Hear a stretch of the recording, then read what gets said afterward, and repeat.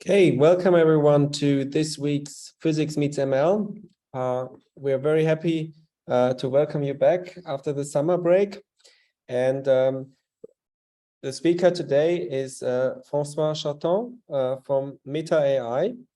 And François is doing very interesting work, which she will tell us about today regarding using language models for mathematics and to do various tasks. We are using Mathematica or using our own analytic approach, but also then starting to apply it to physics questions and math questions that more driven towards research.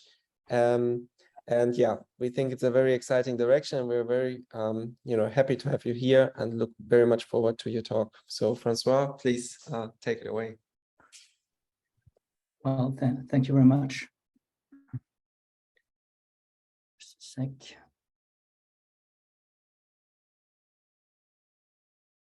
You can see my screen? Perfect. Okay. So yeah, thank you very much, Sven. I'm François Charton. I work in Meta, formerly Facebook AI Research Fair, and I'm presenting something about doing math with Transformer, which has been most of my research topic for the last 3 years. So basically, I'm talking about AI for math. So it's using language models, so stuff done for NLP, like Transformer, to solve problems of mathematics. The way I want to do it is to consider solving problems of mathematics as translation. So basically, I want to translate a problem into its solution, just like you would translate a French sentence into an English sentence with a language model. I'm doing that using the Transformer architecture. I won't speak a lot about it because it's very common these days, but it's the leading NLP tool right now.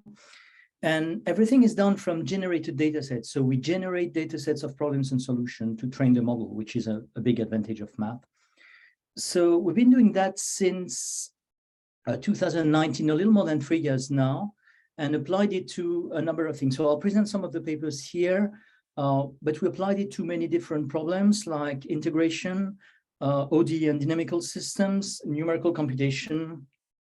We also did transport graph. More recently, I've been doing arithmetic and cryptography. So it's a fairly wide subject, and you got the reference of the papers here. So I'm going to start about transformers and language models. So basically, the transformer is an architecture that was originally meant for machine translation. So it meant to process language and more precisely to translate one sentence in a language into a sentence in another.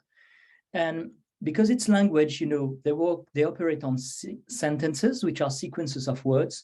So the input and the output of the model is represented as a sequence of tokens. Tokens are the equivalent of words. And the model is trained to transform or translate one sequence into another. So we call them sequence-to-sequence models. And even though they started for language, over time, transformers have become state-of-the-art on many problems. So they've been used for unsupervised translation without a dictionary. They've been used in vision, they've been used in speech.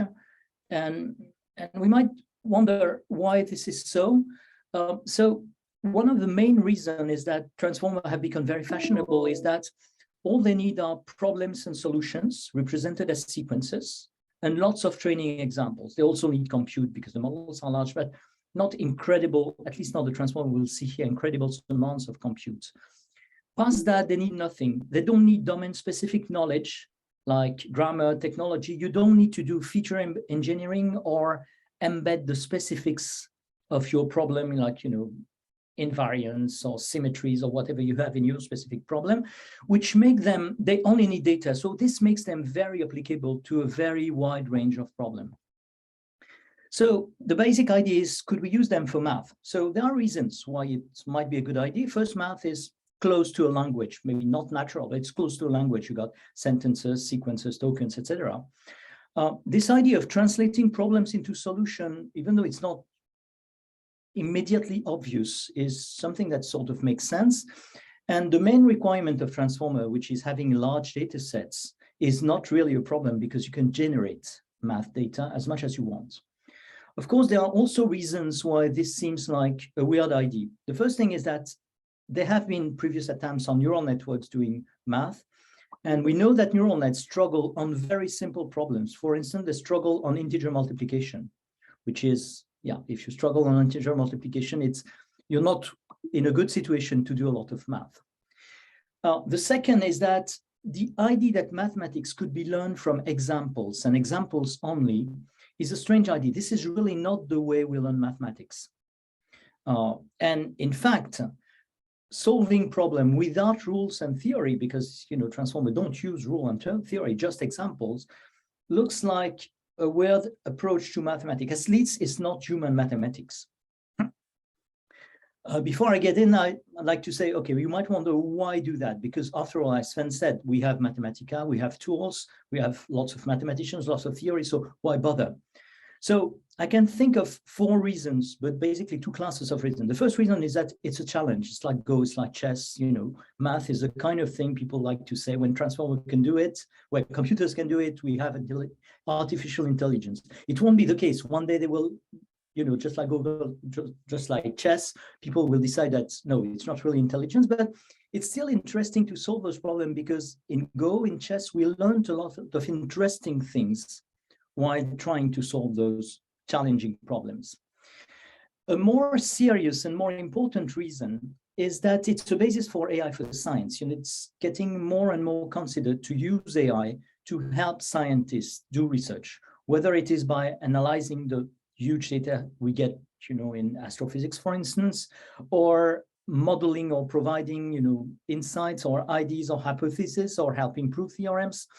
And the thing is that science is really full of math. So you need AI for math to work for AI for science to work. If your transformer, if your models cannot do math, there's no way they will do science.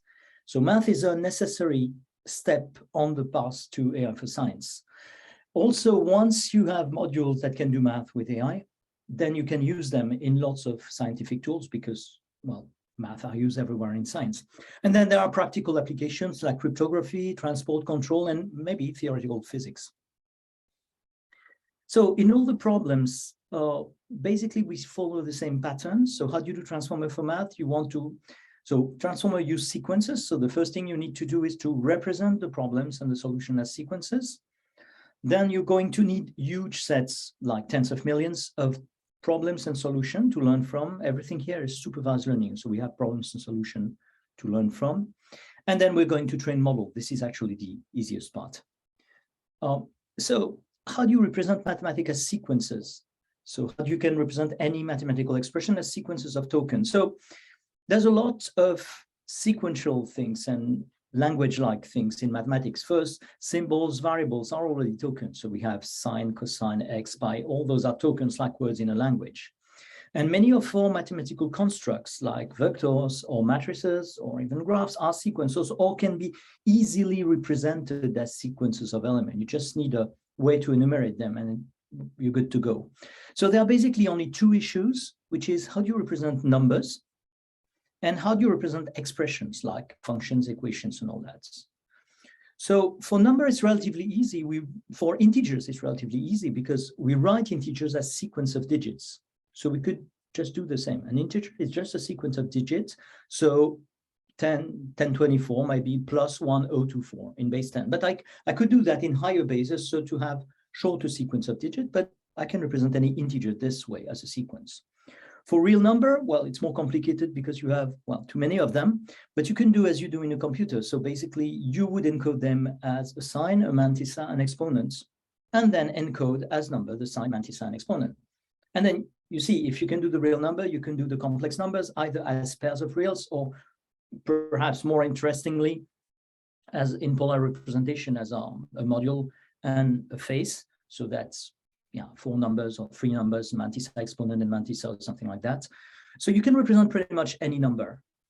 As for expressions, well, it's been known for a while, in computer science, in formal systems, that you can represent an expression as a tree by, they call it abstract syntax trees, parse trees in computer science, by having the operators as the internal nodes and the numbers or letters or symbols, whatever you have, as the leaves. So on the left, you can see 2 plus 3 times 5 plus 2.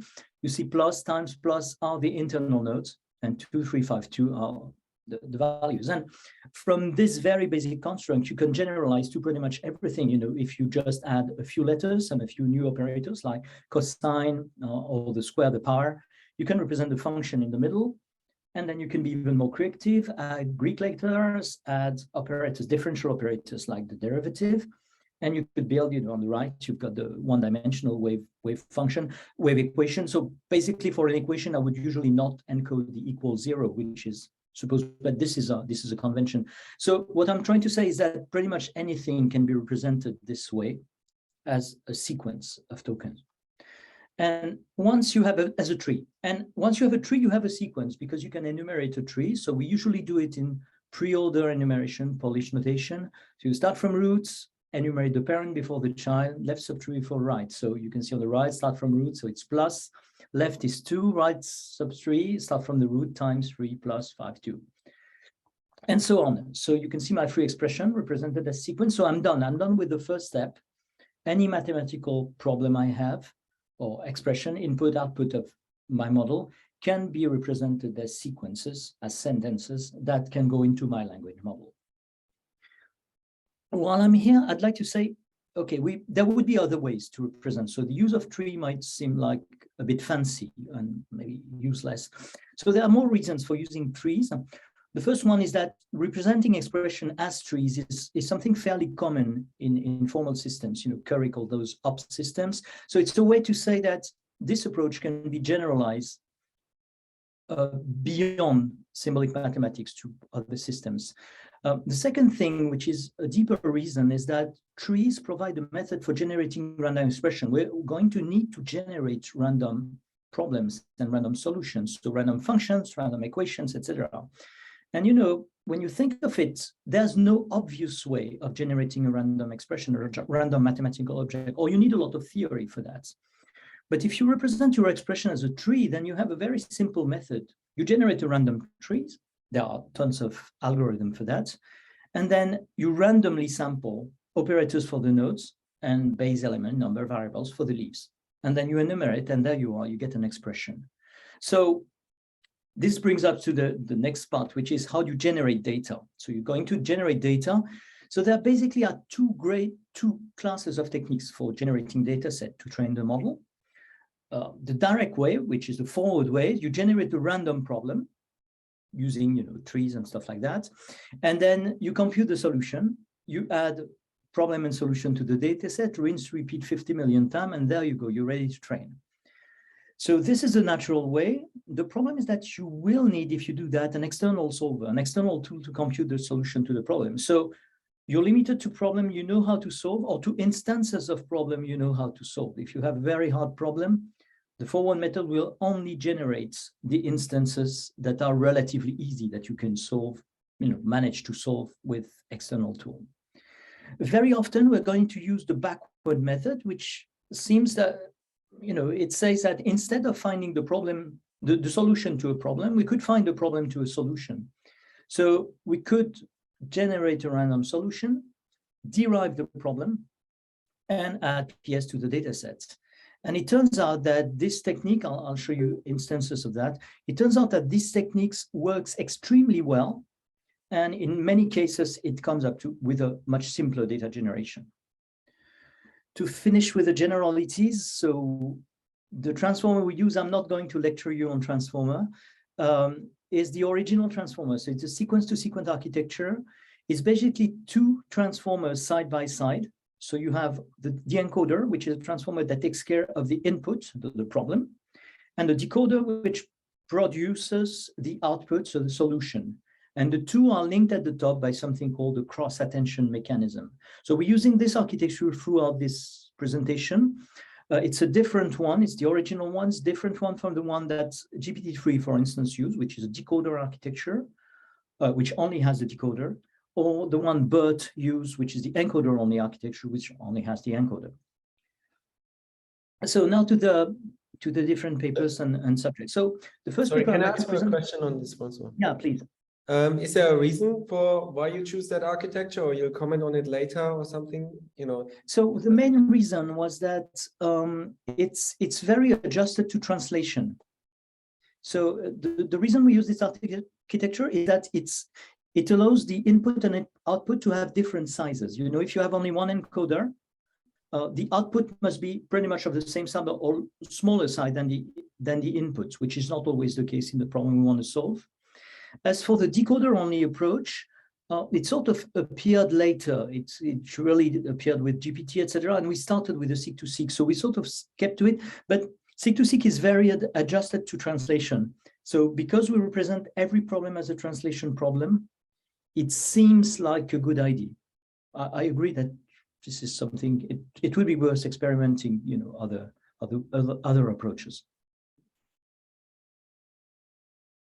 Thanks. Does it answer your question? Yeah. Okay, so the first paper I want to present is Deep Learning for Symbolic Mathematics. It was written with Guillaume Lample in 2019. Excuse me, can I ask a question, Yeah. please? Sorry to interrupt. So you're framing this as translating a problem into a solution, but sometimes problems might have, you know, different ways of writing a solution. And how does that feature? Well, the thing is that, yeah, you can have many problems that have the same solution, many solutions that have the same problem. The model will learn, you know, the model will have instances of one solution to one problem. And that's it. It will learn to mimic that. And so in that case, it will provide you one solution. For instance, for integration, the problem we're going to see, all the solutions are up to an integration constant. And, you know, I just checked that the model provides one valid solution. So sometimes you could constrain the solution in a training set to be sort of unique. So say you want the integration constant to be 0. Sometimes you just don't care and the model handles it. Okay, thank you. Welcome. So first paper, Deep Learning for Symbolic Mathematics. So we that was the original approach we followed. So 2 problems of symbolic mathematics. We wanted to solve symbolic integration. So you get a function and you want to find the antiderivative, or ordinary differential equation, which are a glorified version of the previous one. Basically, instead of wanting to find the integral, you have a relation between the function and its first and second order derivatives. And you want to find a function that verifies that. So you've got 2 examples of those. So why did we choose those 2 problems? Well, we were interested because first, they're advanced problem. You know, it's difficult to say, okay, transformers can do math if all they can do is addition. So it was interesting to work on advanced problem. They are taught at university level. They're also interesting because they're tough for mathematicians. I mean, the 2 problems I showed above, I think none of us can solve them in your head. You need paper, you need all that. And they're also difficult for computer algebras, for all computers. There's no algorithm for ODE. There's one algorithm for integration, the Risch algorithm, but it's very difficult to implement. It's never fully implemented. So it's a tough problem for men and machines.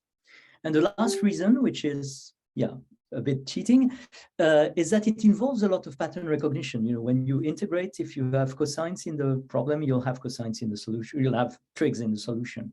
If you have 1 on x or exponential, you know, you can derive a couple of things from pattern recognition. And this is something, pattern recognition is an area where language models work well. So we thought it was probably one of the problems that was well adjusted to models that dealt with natural language.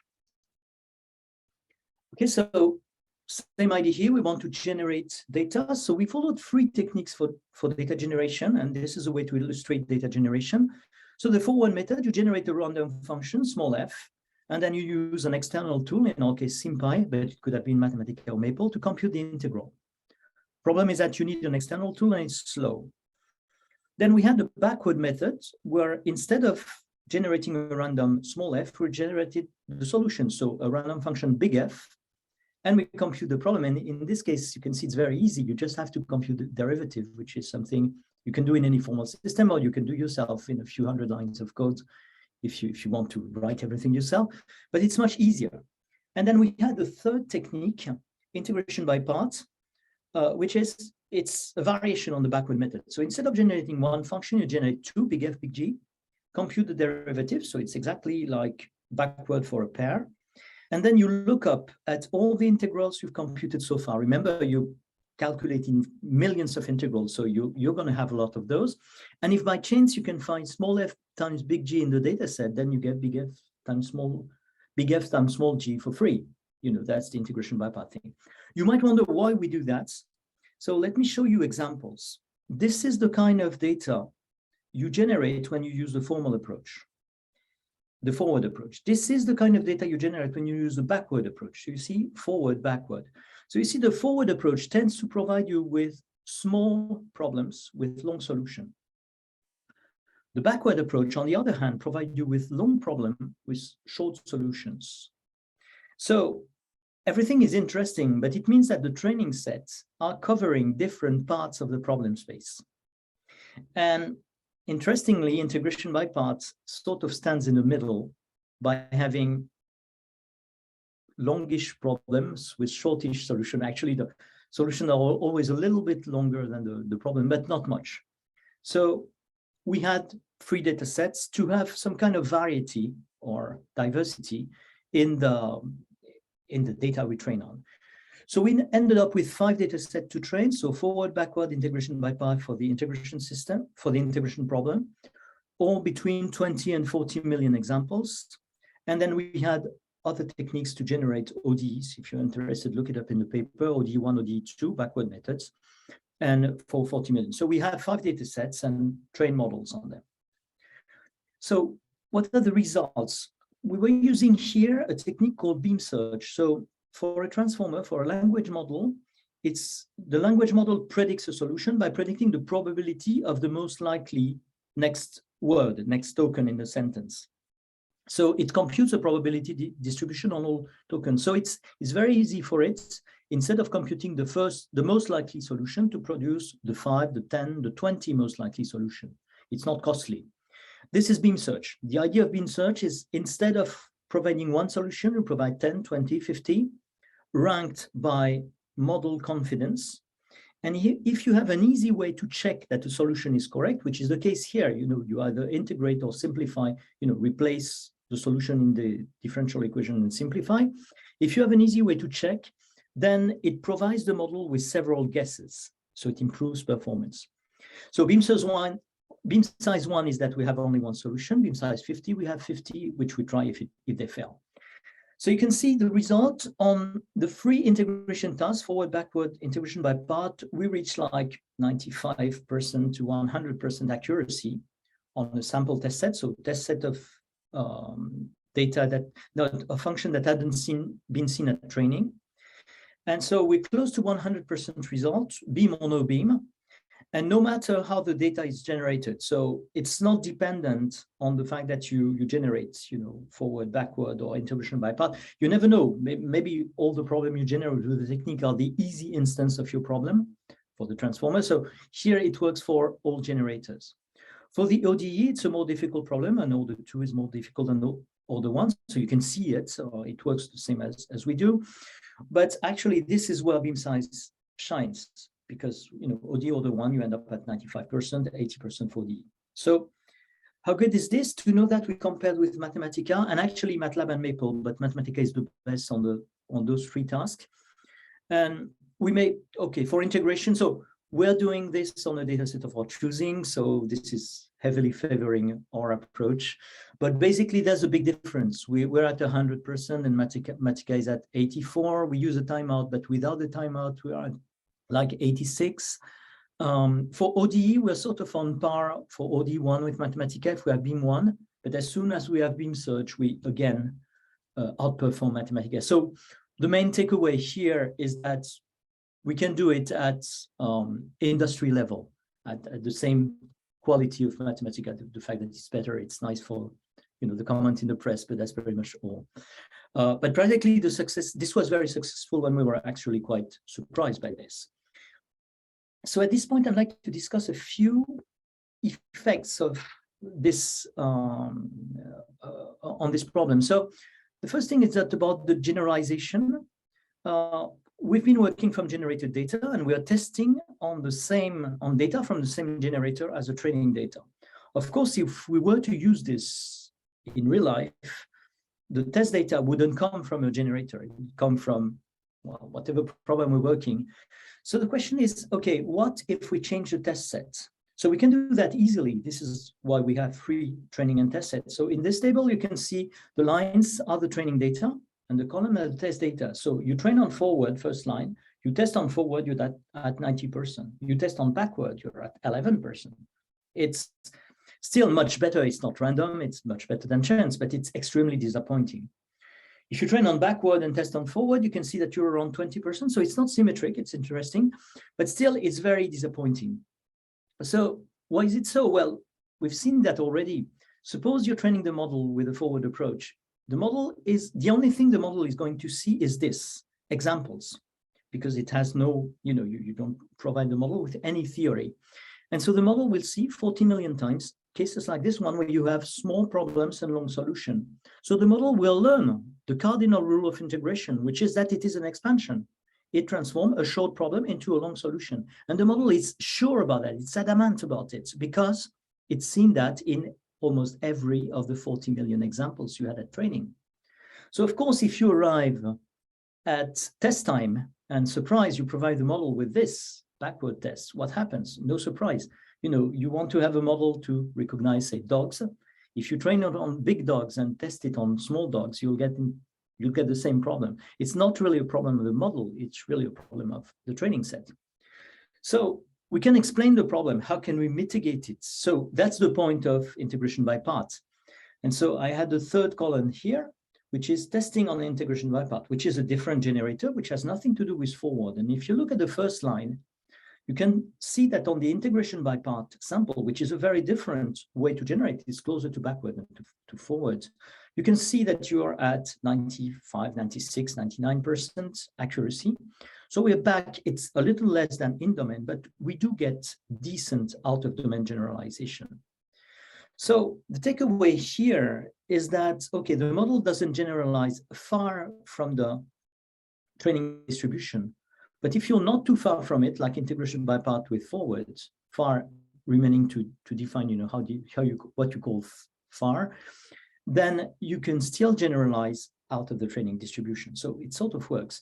And you can find there's a logic here to mitigate the out of distribution problem. Basically, you want to increase diversity by mixing and matching different generators. So that this third line of the table, where you can see that if you use the training data and you train on a mixture of backward and integration by parts and test it on forward, so out of distribution, you can see that you more than double the accuracy. It's still not perfect because forward is still far from them and the backward penalize you, I think, but still you are going to improve the situation with that. Okay, so those are the results. Yeah. Is there a reason for the asymmetry between the forward and the backward? So we're going to see it again with the matrix inversion. I don't quite understand. My impression is that there's an asymmetry because some cases, in some kind of definition, which I have difficulty explaining, some cases are more central and some cases are more edge cases. And when we learn about problems, we learn more from edge cases, extremes, than we learn from average values. So I would say that inside the problem space, under some kind of metric, which is difficult to define, it's quite possible that some problems are more extreme, more edge, and it's more difficult to generalize towards them, and other are more central. So it's like an interpolation versus extrapolation problem. But this is only on intuition. It's something I've observed several times. Thank you. So main takeaways from this one: transformer can solve symbolic problems at fairly high level. They can be trained just from general examples, but the way you generate data is key, and you want diversity, and out of distribution generalization is hard. Sorry, can I ask a very basic question? Yeah, please.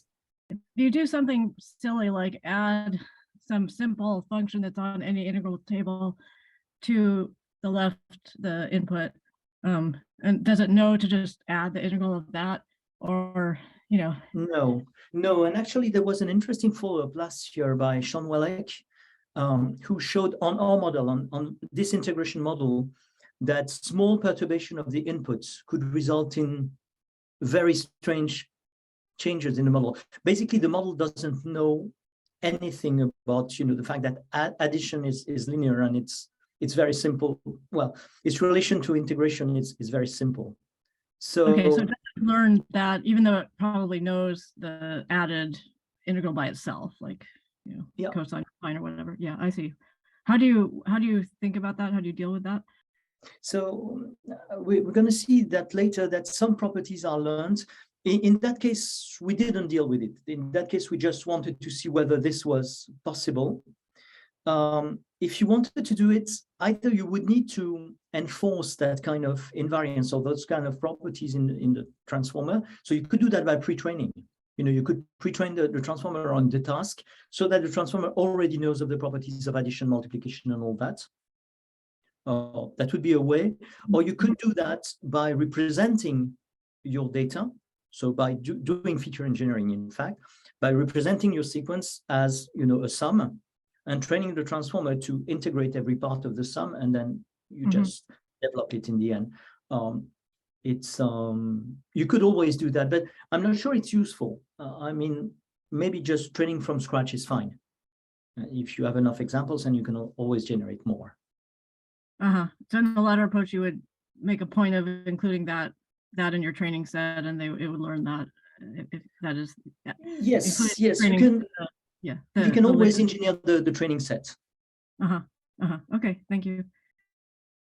So the next paper, the next year we were working on, so integration is, we said it's an advanced subject, but not that advanced. So we wanted to look at something a little more complicated. So we were still working on differential equations, and this time we wanted to work on differential systems. So systems of differential equation, first order equation with n variables, so n equation and variables.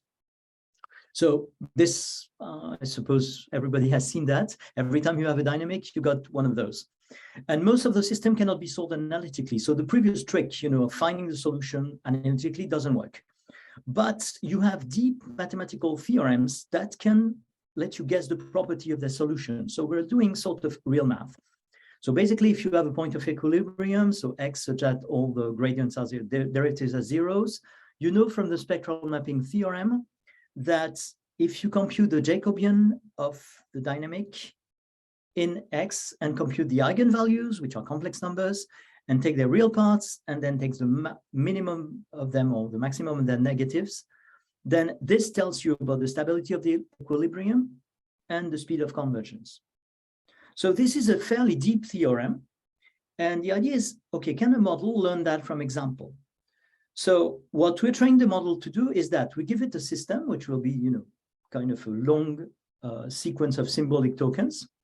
And what a human would do, we would differentiate, which is a symbolic task. Then we do a numerical task. We would evaluate this in a point, in a specific value. Then another numerical task, compute eigenvalues, and finally find the largest eigenvalue and predict it. So we're transforming a symbolic expression with a complex algorithm into a numerical property. And if you train a transformer to do that, so just look at the last line, with a transformer that is not even very big, you can actually find those values in 87% of the time for systems of degree 2 to degree 6. Very high for degree 2, it decreases with the degree, but the model has no real difficulty learning that from examples. So we studied another problem, which is the controllability. So it's the same problem, but now your differential system is over-parameterized. So you have more variables than you have more variables than you have equations.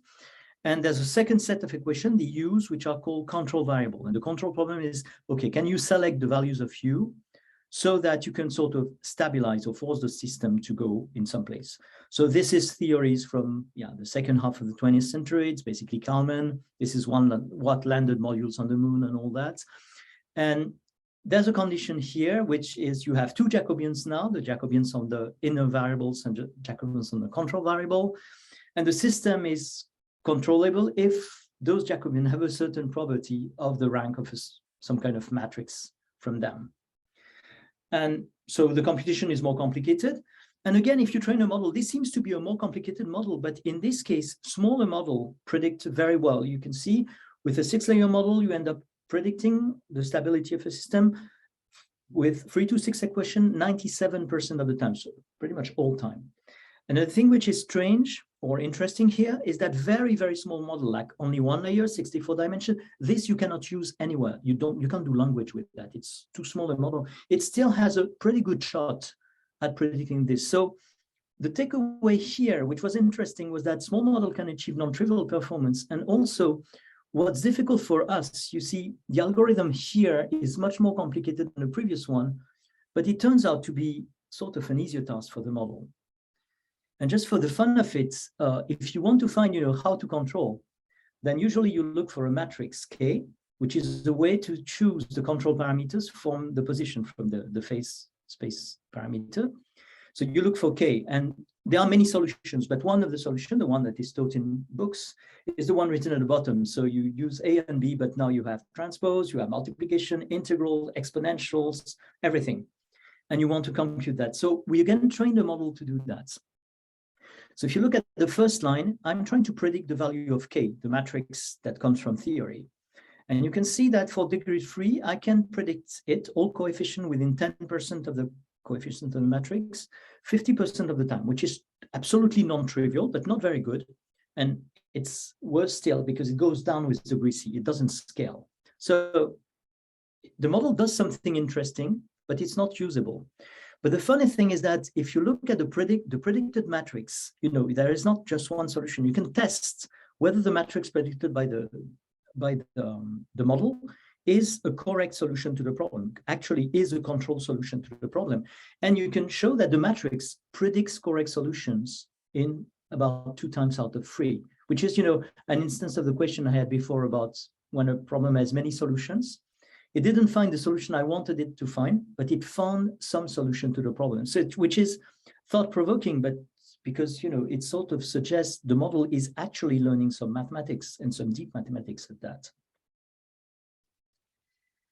So this was our second paper on that. So first paper was, we had symbolic problems translated into symbolic solutions. The second one, we had a symbolic problem and wanted to translate it into something numerical. So either, a value or a matrix, a control matrix or something like that. But of course, not everything is math is symbolic. So it's interesting at one moment to say, okay, can transformer compute? Can they do pure computation? We know they're bad at arithmetic, at exact computation, but could they do the kind of useful approximate computation that we have everywhere in science, like linear algebra? So basically last year, I wrote a paper where we had 9 problems of linear algebra. So going from basic operation on matrices, so transposition, addition, products, to more advanced things like eigendecomposition, singular value decomposition, and matrix inversion. So the main takeaway is that, transformer can learn that. You can learn all operations on matrix with 100% accuracy on matrices, dense matrices from 5 by 5 to 30 by 30 matrices. I haven't tried on sparse matrices. You can compute eigenvalues too. It's a little more difficult on eigenvectors. You're not exactly at 100% accuracy and for inverse, but you're still over 90% accuracy. So yes, models can learn how to compute, not exactly. We've seen multiplication is a problem, but approximate computation is doable. But I'd like to, I mentioned this work not for those results because it's interesting, but partly in anecdotics, just yet another result. But these are new results I have from last month about, what is learned. The good thing with linear algebra is that, and random matrices, is that we have a lot of theory. So we can leverage the theory to try to understand what the transformer is doing and what is being learned. And to be more precise, there are a couple of criticisms of transformers in science and transformer in math and AI in general. So one question is, do you learn the underlying math, or are you just, learning observing statistical occurrences in a higher dimensional space than we can think of? So you're just copying, parroting statistical patterns. So do you learn mathematical concepts? Another thing which is often a criticism is that the failures of models are non-predictable and they follow no principle. When in doubt, it's been observed in language that models tend to hallucinate totally crazy solutions. So they don't have people's... Sorry to interrupt you. I wanted to ask a question on this, if possible. So before, I realized it was a different type of problem, but you did a comparison with Mathematica. And at that point, I was wondering, when you quoted the percentages for Mathematica, for, some symbolic manipulation or integration.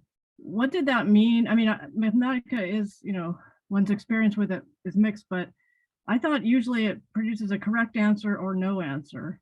So when you put the percentages for Mathematica, what did you mean? So Mathematica either produce the correct answer or cannot answer, or will last for a very, very, very long time and usually fail at the end. So failure on Mathematica was not being able to produce an answer. Get to the percent? Hmm? So that the percentages were percentages of producing an answer, and when it was produced, it was correct, as opposed to. Yeah, the answer produced by Mathematica is always correct. Okay, as opposed to. The transformer you need to test. Yeah, as opposed to producing some answers that are hallucinations. So that's a Yeah, different. exactly. No, Mathematica doesn't hallucinate, but a criticism of transformer is that they hallucinate and they can provide something totally wrong, and you cannot predict it. You never know. Right. I was just trying to make sure I understood that Mathematica produces. It doesn't produce probably the answer is such and such. It either produces the answer or fails to produce the answer. Yeah, exactly. But you also put a time cutoff of 30 seconds on Mathematica. Yeah, I put it, but actually I tried after that to put the time cutoff, longer. And what happens is that you gain just 1 or 2%. You end up at 86 instead of 84. The thing is that when Mathematica begins to be slow, usually it ends up failing. So if it doesn't give you an answer within 30 seconds, you count it as no, incorrect. Yeah, the difference between a 30-second and I think I did a 2-hour limit cutoff was like 1.5% out of the 85. So 84 became 85.5, I think. Okay. So there's a small difference, but it's small. So the questions, the basic criticism is, do you learn the math? Can you predict failures? And are the failures sort of principled, that you're not totally wrong, but you're somewhat wrong? So you got a rough, bad approximation, but not something totally crazy. And also, as we've seen, we have lots of problems with out-of-distribution generalization. And some people maintain that the reason why we cannot do out-of-distribution, that it's a deep problem with transformer, because transformer just memorize examples in the training set and interpolate between them. So if you only interpolate, it means that you'll never be able to extrapolate or go out of the training sample. So out-of-distribution is by definition impossible. So what's interesting here is that we can leverage theory to try to solve this question and to criticize those criticisms of transformers. So I'm looking at the eigenvector case. So when I'm trying to predict eigenvectors, I'm giving the model a symmetric matrix M, and the model is tasked to find a vector on a matrix H, such that this is how I test the result. HM H transpose is a diagonal matrix with D as the diagonal.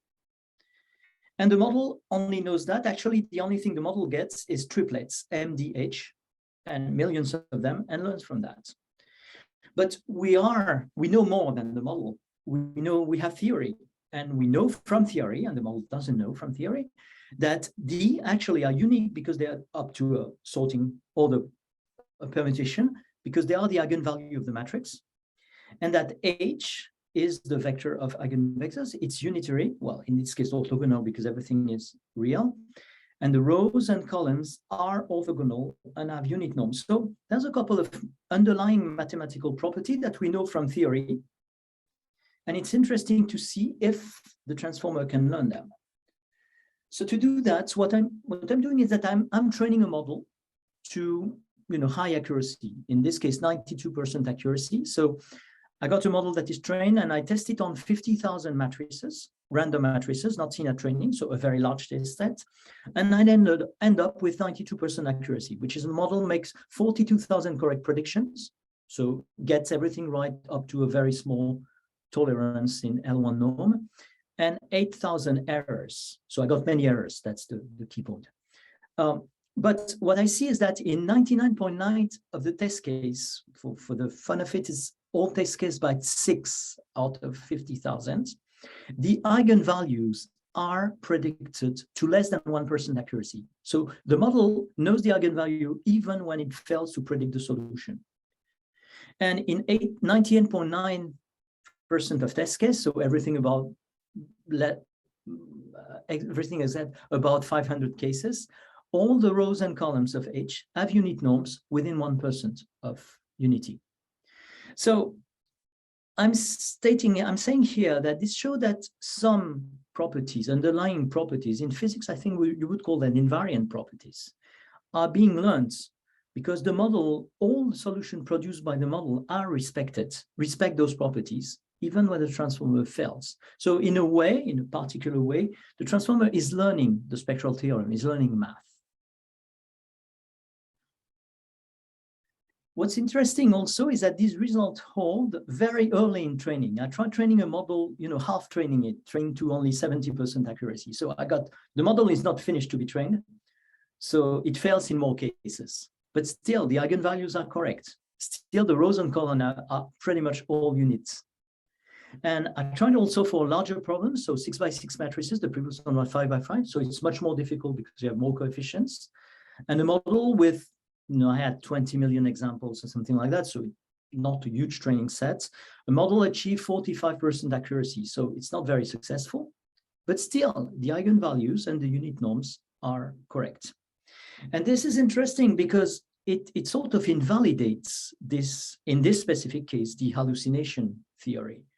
Because, almost all of the errors still verify a number of properties of the eigenvalues, eigenvectors, so right eigenvalues and normal eigenvectors. Actually, the only property that is not satisfied when you have an error is that the H matrix is not exactly orthogonal. It's almost, but it's slightly roundish or skewed, not all columns are perpendicular. And this is interesting because it shows that you could also predict failure for that. The failure is very principled because almost all failure in the eigenvector case are due to rows and columns of H not being quite orthogonal. So you could predict the failures by just looking at H and computing, say, the condition number, which should be 1 if it's orthogonal. And actually, you can derive a rule that can predict 99.3% of model outcomes from that. So, and you can do that also for the inversion case. In the inversion case, you can predict 90% of the inverse of matrices. And this is always predicated on the condition number of the input. In that case, you don't even need to run the model to predict whether the model will succeed or not. So this is interesting because it shows that on those kind of problems, model failure is predictable. It happens in predictable ways. And the kind of problems the model fail on can be explained with theory. The fact that matrices with high condition number are difficult to invert is a basic fact of mathematical theory of matrices. So this is the reason why the condition number was proposed in the beginning. So what's interesting is that the math learned by the transformers, there still are math that follow the theory, but the errors from the transformers sort of can be attributed or can be explained by math theory. And this is an interesting way to use theory. Also on this problem, I wanted to look at the outer domain generalization. You remember we've seen that when you're out of distribution, things can go very wrong. So now I'm looking on the eigenvalue problem. Why? Because I have a lot of theory, all the theory of random matrices. So the training data I use are Wigner matrices. So matrices have independent, identically distributed coefficients. And we know from theory that their eigenvalues will be distributed according to a semicircle law. So symmetric around the origin, compact support, this is guaranteed. And we're going to test 6 distribution of eigenvalues as out of distribution test sets. So eigenvalues following Laplace Gaussian uniform distribution, so symmetric distributions, but non-semicircle. So those are matrices with non-independent coefficients. And then definite positive matrices, so matrices that only have positive eigenvalues. And to finish, and for the fun of it, the Marchenko-Pastur ensemble, which are positive matrices, but those are the matrices of correlation matrices. So those happen everywhere, in physics, in statistics, all that. So it's interesting to test there. So this is the exact same graph as the one I had before, but now I have 7 different training sets and test sets.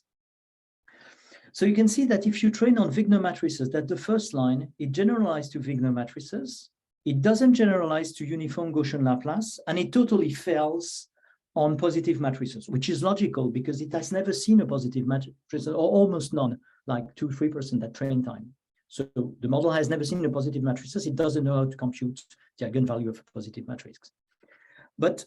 And if you look at model trained on positive matrices, there's no way they will predict the eigenvalues of non-positive matrices. Those are the 3 last lines. This is logical. They've never seen a negative eigenvalue, so no way they will invent some. But the funny thing is the lines 3 and 4, if you look at the Gaussian and Laplace distributed eigenvalues, you can see that not only do they generalize very well on uniform Gaussian Laplace and the semicircle distribution, but they can also generalize to the Marchenko-Bastur or to the Laplace or to all the absolute value, the positive definite test sets. And this is widely out of domain because the Gaussian Laplace distribution have like 2-3% of positive matrices in them. So there were very few of them, or almost none of those matrices was seen at training, yet the model can generalize to it. So this shows that out of domain generalization is not it's not kind of a fatality, something you need to hit at some point and to suffer on. If you wisely choose a generator, so like Laplace, like Gaussian, you can actually improve the out-of-domain generalization of your model. And it actually goes further because if you try on larger matrices, 8x8, 10x10, and you have a small learning set, so 36 million example in that case, I couldn't with those matrices train a Wigner ensemble, a Wigner model to predict eigenvalues. But the Gaussian and Laplace work. They actually work sampling, having a slightly larger model. I can even predict 10-10 matrices with the Gaussian and Laplace, which I cannot do with the semicircle, even when I test on the semicircle distribution. So having those distribution, the robust distribution we use here, happen also to be more efficient, to train faster, and to scale better. Which again says that, I said that generators are very important, but what it says is that it's not only important because they generalize out of domain, it's important because there are good distribution of training data that will generalize and learn faster and scale better. Okay, so this is only one point. Another point is that I get the same result for eigenvectors and I get similar results. So what's interesting is that it means that far out domain generalization is possible if you choose, or at least on this case, that the most robust generator and training sets seem also to learn better, and they seem to be relatively independent of the problem. And this is interesting because it goes counter to the idea that the transformer interpolates, because if it interpolated, you would never learn a positive matrix eigenvalues from a non-positive matrix training set. Yeah, so I'm sort of short on time, so I'm going to rush now. So rapidly, so we've seen now that transformer not only can solve problem, but they seem to learn a couple of math, and they can learn some kind of invariant properties and all that. So far we've worked on symbolic problem, on numerical problem. So here I want to talk quickly about symbolic regression. What happens when you have a numerical input and you want to find a symbolic output? So typically you have data and you want to find the law of the data. So this is a recent paper. Basically, the idea is IQ test. You can think of it. You have a sequence of number. You want to predict the next terms. And there are two big approaches. One would be numerical. Basically, you look very hard at the number and you predict the next term by, it's number to number. Or you have the symbolic approach where you would look at the number, find a formula, and derive the next number from the formula. It's an indirect approach. It's also more difficult.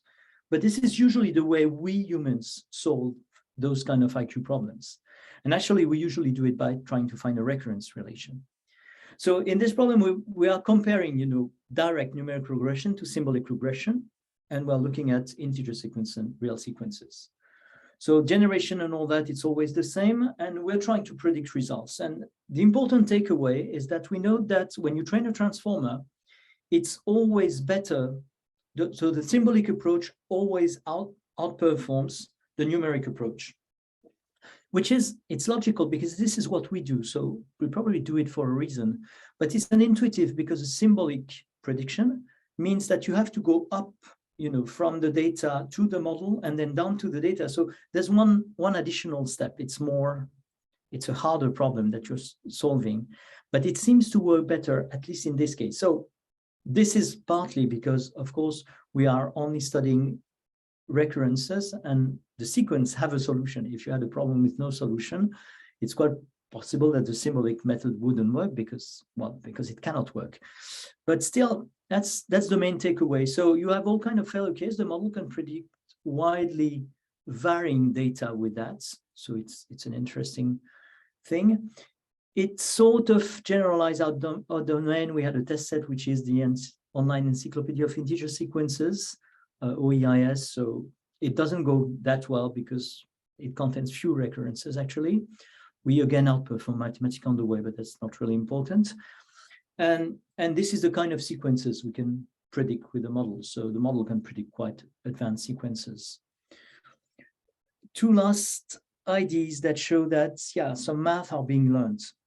So in the integer case, the model doesn't know anything about real numbers. The only thing it has seen, the only thing that is in its vocabularies are functions and integers. So when you ask it to approximate, you can ask the model to approximate a real number, and it will have to find a formula using only integers. And so if you task the model to find 0.333 with 53, it will end up telling you, oh, it's 1/3. If you cut it off, it will provide you a better approximation by adding a small exponential corrective term. If you provide it with pi, with enough decimal, it knows the token pi, so we'll say it's pi. If you approximate too low, it will say, okay, it's twice the arctangent of something close to infinity, because arctangent infinity is pi on 2. So the model can predict stuff like that. You can also have the model predict function it has never seen. So there was not hyperbolic trig in the vocabulary of the model, but if you provide the data and say, find me a function, it will find an actual expression of it. If you provide data from functions that are absolutely not representable with a vocabulary, like the Bessel function, for instance, the model will find you first order approximation or asymptotic approximation of it. So the model will learn stuff like that in this case. We're out of time, so cut me, Sven, if I'm too far. I'd like to show, this is current work. It's not finished. It's, preliminary results. But I wanted to finish by suggesting that this could be applied to theoretical physics because many problems of theoretical physics are math problems. So these are preliminary results on something called the free-Gluon form factor. So it's work with Lance Dixon from SLAC and Carl Kramer from University of Wisconsin, and it's work in progress. So to be extremely short, in particle physics, the scattering amplitude of the interaction between three gluons can be represented as a polynomial, as a homogeneous polynomial, with integer coefficients in 6 non-commutative variables, A, B, C, D, E, F. And then you have one polynomial per loop. The loop is the number of virtual gluons created in the Feynman diagram. And the polynomial has a degree 2L. So basically, you can think of those representation of amplitudes as key value pairs, where you have a 2L sequence of letters from A to F, to which an integer is associated. So B, A, C, etc. is minus 352, etc. Most of the coefficients are 0, and a few are non-zero, and when non-zero, they're integer because there's a normalization that's been done.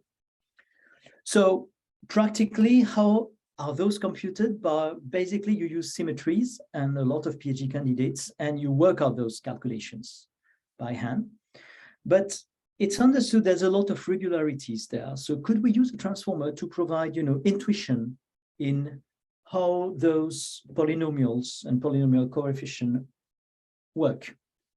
So basically, there were 3 questions, initial questions we wanted to work on. Could we predict 0 coefficients? You see on the right the number of terms depending on L. So L equals 8. So for 8 loops, which is the larger they compute, we have 1.6 billion coefficients. So it's huge. For L equals 1, you have only 6. Could you predict 0 coefficients? Could you predict the non-zero coefficients from its key? And then, that would be great. Can you predict one loop from the previous? So that's because it's getting so big that you want to do it through a machine and not with the big computing intensive method you have now. So the first thing we did is, can you predict zeros? So the idea is that we took the loop 5 and loop 6 coefficients, and we generated a training sample with 50% zeros and 50% non-zero term. And then we took 20,000 terms for tests. So those testing data were not seen at training at all. And then we train the model and see whether it can predict the test set.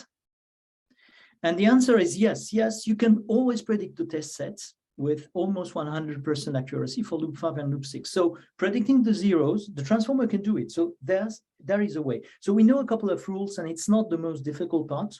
Some of the zeros are hard to predict, but it's not the hardest part. So the next thing we try is, could you predict the non-zero coefficients? And for loop 6, you have 4.6 million non-zero coefficients. So same technique, you take away like 10,000 to 50,000 coefficients that the transformer will never see. You train on the rest, and you see whether you can predict the held out test set. And in this case, on the right, you have the training curve, and you see it ends up at 100%. But it has that very strange shape, which you never see in deep learning, which it goes up, stop at 50, and then waits. And after a long time, it ends up going up as a step function almost to 100. But takeaway is that you can predict the non-zero coefficient. And actually, when you look at what happens with your curve, you can see that the model easily learns the absolute value of the coefficient, but takes a lot of time to learn the sign. And I'm no physicist, but for me, it was very obvious, because I would say, okay, only 2 signs, an infinity of absolute values, so the sign should be easier.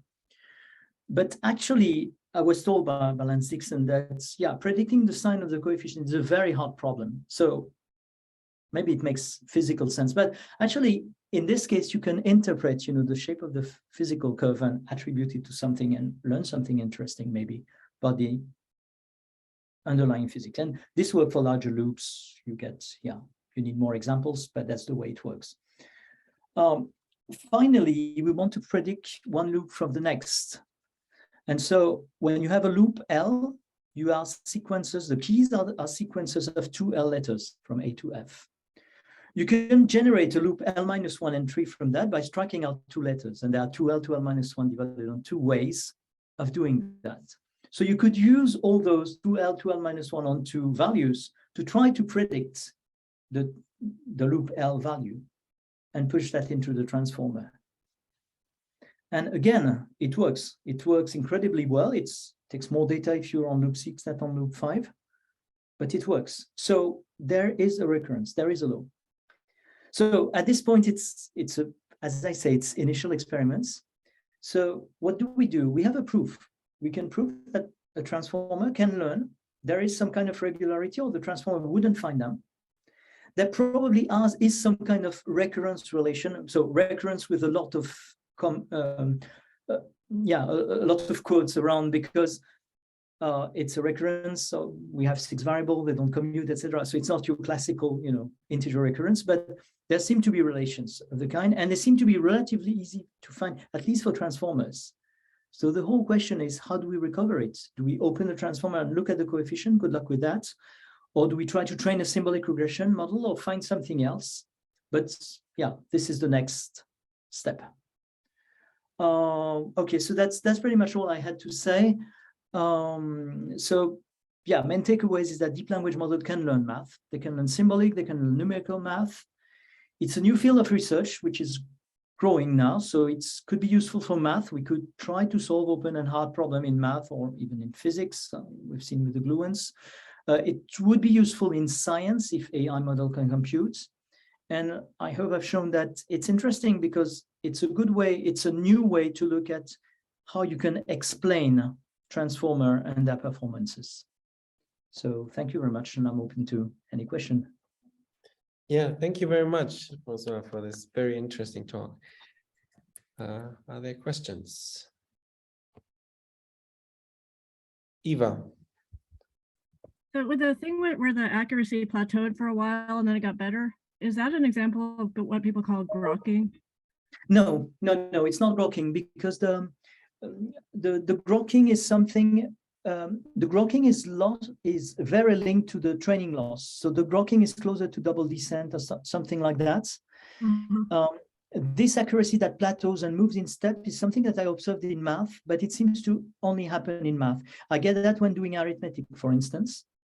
And it's usually because you have several problems of different difficulties that are mixed. And so the model will learn one problem and then learn a second at different rates. But it's different from grokking. The idea of grokking is that when you do grokking, so grokking is a situation where you train a model, it reaches a certain value, and then it doesn't move at all for a very, very, very long time, but the training loss is going down. And when the training loss hits zero, then the model starts learning. And it's not exactly the case here. Okay, thank you. I have a question on, making the results then interpretable in the sense of, when you have, in cases where maybe the formula, whether there is a good way or, good direction on how to make the transformer transparent. So I'm thinking along the way when you were doing the eigenvalues, for instance, right? You're essentially, finding solutions to polynomial equations of, higher and higher degrees. So in a quadratic case, so for low orders, right, we know what the solutions would be, but for higher orders, obviously we don't. So it's difficult. There are really two approaches to interpretability. Right now, most of the people who do explainability are trying to look at the weights in the transformer. So there are not so many places. You can look at the embeddings. So you can look at how the transformer internally represents numbers or functions and all that. And then embedding space, it's a vector space. So you can look at what is close to what. And then by looking at the embedding, you can see that the transformer understands that this is close to that, and this is similar to that, and this is different to that. So you can sort of explain or interpret what the transformer is doing by looking at the interpretability. Another way is to look at the cross-attention. You remember you have two stacks which are communicated. There's a small bridge between them, which is a cross-attention layer. And so by looking at when you translate one problem into a solution, what parts of the problem the model looks at, you will have information. But this is very difficult to do. You need very simple case. So the way we follow here is a way to understand what the model does would be to engineer the test sets. So you could have different test sets corresponding to varieties of problems, classification of problems, and look at how the different sub-problems that are represented in the test set are learned throughout the learning steps. And this would be, in my opinion, this is how you might be able to understand how it works. Yes, that's very interesting. Are there more questions? I have more questions, but I just want to give the audience a chance to ask questions. I have a question, if that's okay. Yeah, sure. I'm not sure if this is poorly formulated, but it seems like the algorithm was learning the amplitudes first via the magnitude and then via the sign. Yeah. How would it compare if you explicitly learned in two phases, where at first phase you were totally agnostic towards the sign, and then once you have the magnitude, you then try and learn the magnitude, and then you try and learn the sign? So I haven't tried that. I've been thinking of trying to learn the problem with, only absolute values and forgetting about the sign. There would be one theoretical problem or more practical problem with forcing it as two problems, because transformers have a tendency to forget. So if you train it on problem A and then retrain it on problem B, there's a strong risk that problem A will be forgotten in the middle. So, trying to have two tasks success one after the other might not be the best way to train a transformer, but you could trick that. You could say, okay, you start by mostly predicting absolute values and a few signs. And then as training goes on, you would increase the number of cases where you predict the sign. This would be worth experimenting with. I have no idea on how it would work, but it could be done. Yeah, it would be interesting. Okay, thank you.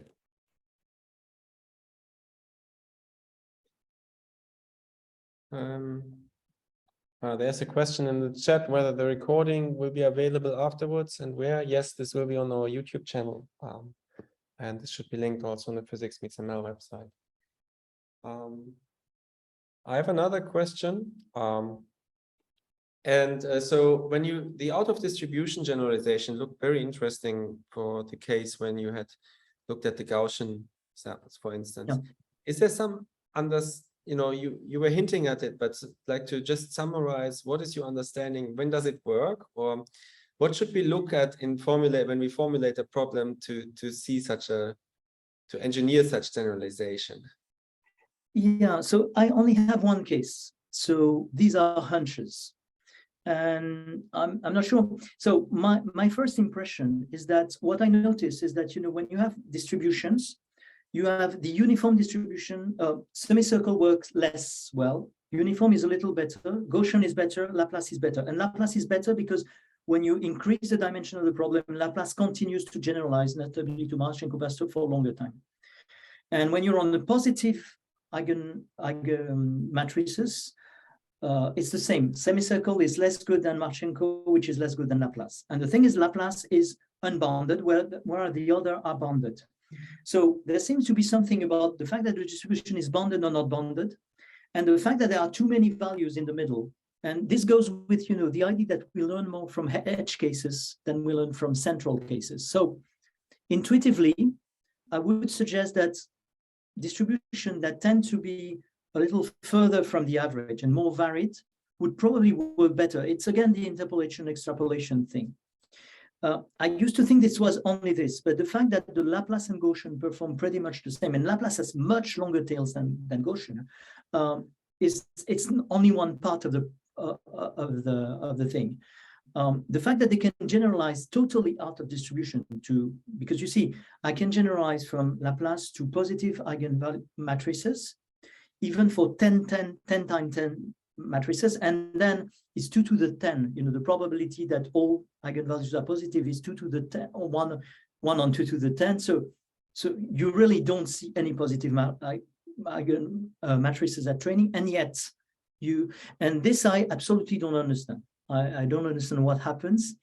So I was told by someone who knows more mathematics that the Laplace eigenvalue matrix had theoretical properties, but I don't know more of it. So if there's a mathematician in the room, I'm all ears.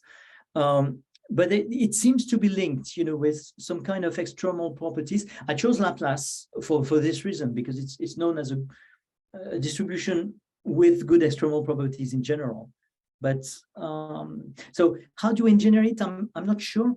I would tend to say that probably in problems of physics and all that, you have this kind of intuition about, outlier case versus central case. And this seems to play a role. So I have a question about this gluon form factor problem that you're working on. In the cases that fail, other than the sign, can you track a pattern of what actually went wrong with those cases? Is that because they are generic cases, or they are more of the exceptional cases? So we could. I haven't done it. I remember sending the data to Lance a while ago, so I would need to ask him what he found. But we can and we should do it. The difficulty there is that when you reach 90-something% values, and you're limited in the test set because you're limited in data, you have very, very few cases. Because in the case of the matrices, I could only do that on the problem where I had 90% accuracy. If you have 95, 98% accuracy, that's you can do. So I don't know. The answer is I don't know, but I can have a look. I can let you know if you're interested. So your hunch would be that these are not the edge cases, but more the central cases that they fail? Or... I don't know. I haven't even looked whether, it would be also interesting to sort of bin the distribution and say, because you have values that are more or less central, and the distribution of integers is like that. It's again, I don't know if it's Gaussian or Laplace, but it has this kind of bellish shape. So you might want to look at, even when you predict in the beginning of the training, when you start predicting the average values, it seems clear that the model begins to predict the case it sees most often. So when you're learning a distribution and there are values which are around the mode of the distribution, the very common values are learned first, but this is not because of particularity of transformer, this is just because it's statistical learning. And so you've seen more cases of this than of the others. It doesn't make the case, so that the beginning of training is a special place, but then for a model like that, seeing if the large values are more difficult to learn than the small values, I don't know. Because you could say that there are less large values, but they are further apart than the small values. So two things might balance. But this is exactly the kind of analysis that could be done to try to understand what the models are doing. All right. I cannot see any more urgent questions coming up. That's your final chance before I stop the recording. So let's thank François again for a very interesting talk. Thank you very much.